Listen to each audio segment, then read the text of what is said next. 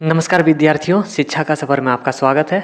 आज के इस विशेष वीडियो में हम कक्षा 10वीं की हिंदी पाठ्य पुस्तक क्षितिज भाग 2 में संकलित बेहद भावुक और समाज को आईना दिखाती कविता कन्यादान से जुड़े एक पंक्ति प्रश्नोत्तरी को कवर करने वाले हैं, जिसे आधुनिक काल के प्रसिद्ध कवि ऋतुराज जी ने लिखा है। साथ साथ हम कवि जीवन परिचय से जुड़े प्रश्नोत्तरी को भी पढ़ेंगे, जो आपके बोर्ड परीक्षा, स्कूली परीक्षा या प्रतियोगी परीक्षा के लिए बेहद महत्वपूर्ण होने वाला है। तो चलिए बिना किसी देरी किए शुरू करते हैं। कन्यादान कविता के रचयिता कौन है? तो इसके रचयिता कवि ऋतुराज है। ऋतुराज का जन्म किस वर्ष हुआ था? तो इनका जन्म 1940 ईस्वी में हुआ था। ऋतुराज का जन्म किस स्थान में हुआ था? तो इनका जन्म भरतपुर राजस्थान में हुआ था।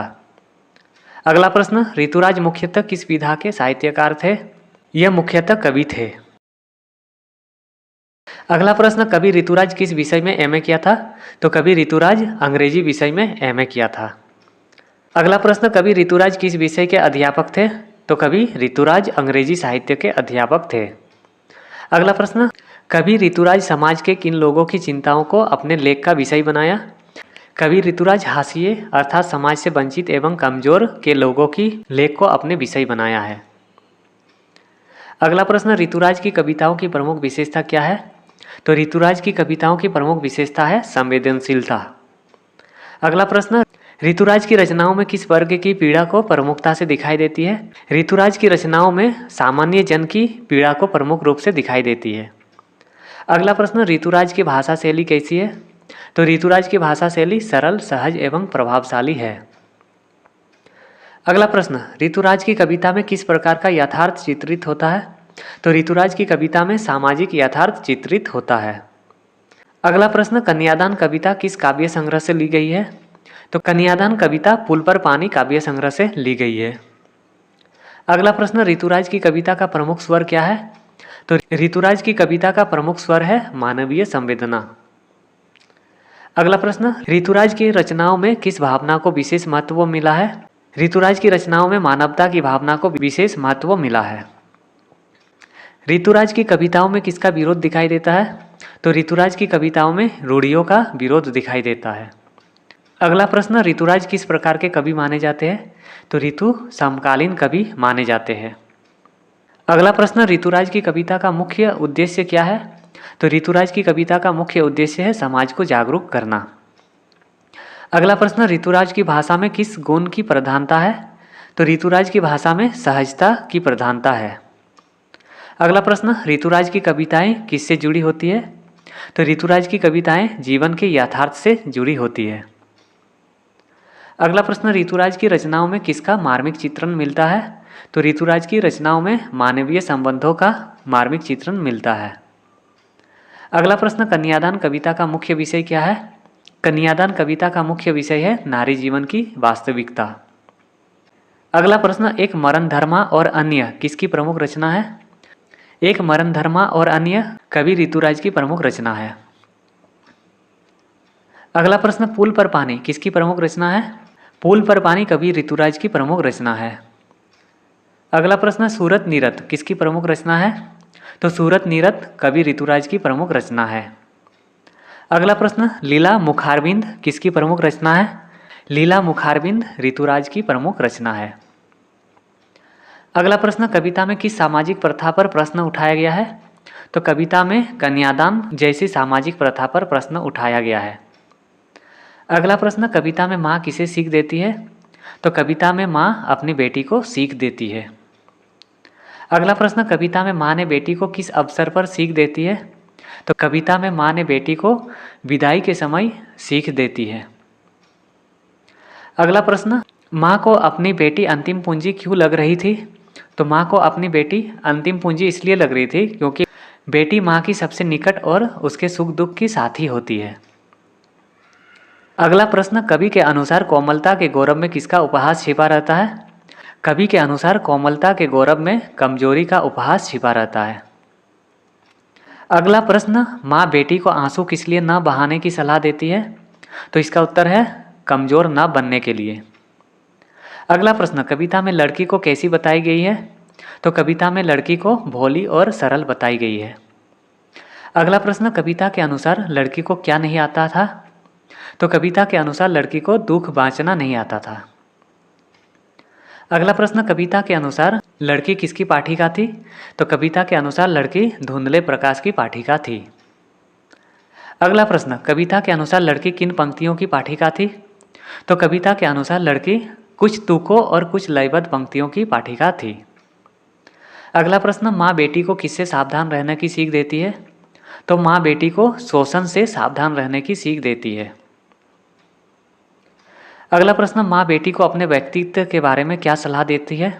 इसका उत्तर, अपनी पहचान बनाए रखना। अगला प्रश्न, कविता में कन्यादान शब्द पर कवि का क्या दृष्टिकोण है? तो कविता में कन्यादान शब्द पर कवि का दृष्टिकोण है आलोचनात्मक। अगला प्रश्न, कवि कन्या को क्या नहीं मानता? तो कवि कन्या को दान की वस्तु नहीं मानता। अगला प्रश्न, कविता में बेटी की तुलना किससे न करने को कही गई है? तो कविता में बेटी की तुलना संपत्ति से न करने की कही गई है। अगला प्रश्न, कविता में विदाई का वातावरण कैसा है? तो कविता में विदाई का वातावरण मार्मिक है। अगला प्रश्न, माँ बेटी को क्या बनाए रखने की शिक्षा देती है? तो माँ बेटी को आत्मसम्मान बनाए रखने की शिक्षा देती है। अगला प्रश्न, कविता में नारी के किस गुण पर बल दिया गया है?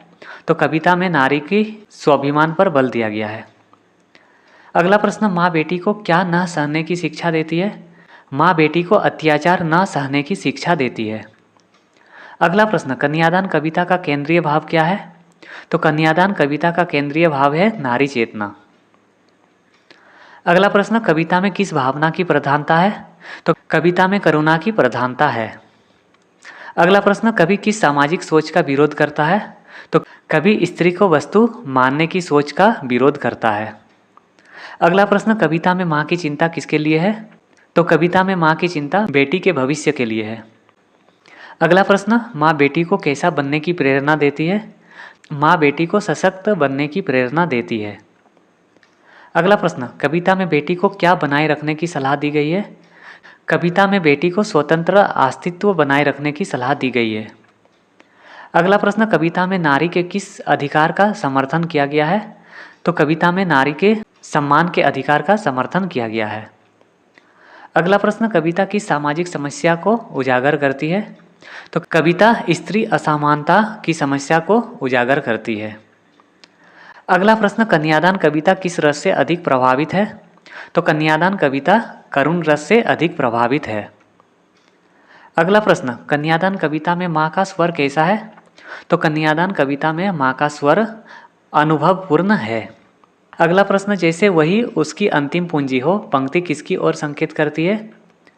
तो जैसे वही उसकी अंतिम पूंजी हो, पंक्ति माता की भावनाओं की ओर संकेत करती है। अगला प्रश्न, कविता में बेटी की मासूमियत कैसे व्यक्त हुई है? कविता में बेटी की मासूमियत दुख न सह पाने से व्यक्त हुई है। अगला प्रश्न, कविता का शीर्षक किस प्रथा पर आधारित है?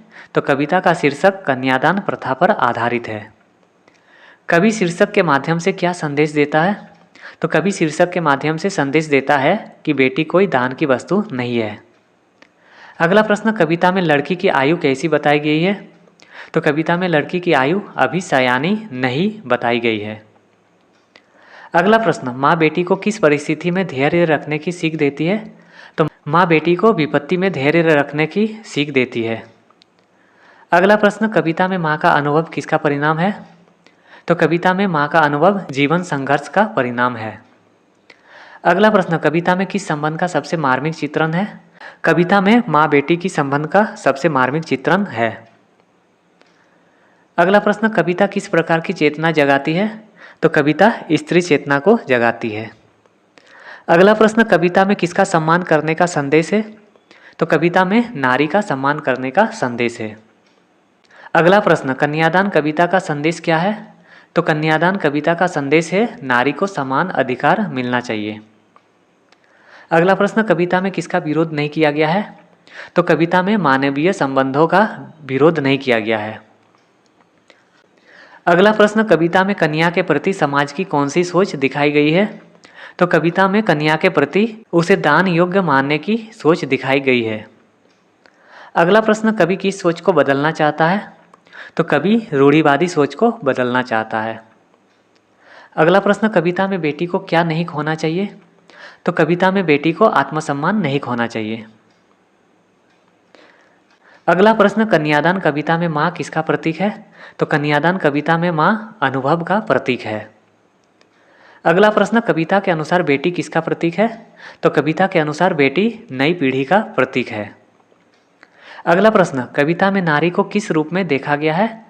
तो कविता में नारी को स्वतंत्र व्यक्तित्व के रूप में देखा गया है। अगला प्रश्न, कविता में माँ की सीख का उद्देश्य क्या है? तो कविता में माँ की सीख का उद्देश्य है बेटी को जीवन के लिए तैयार करना। अगला प्रश्न, कविता में कौन सा सामाजिक संस्कार केंद्र में है? तो कविता में विवाह सामाजिक संस्कार केंद्र में है। अगला प्रश्न, कविता में विवाह के किस पक्ष को उजागर किया गया है? तो कविता में विवाह के विधायी पक्ष को उजागर किया गया है।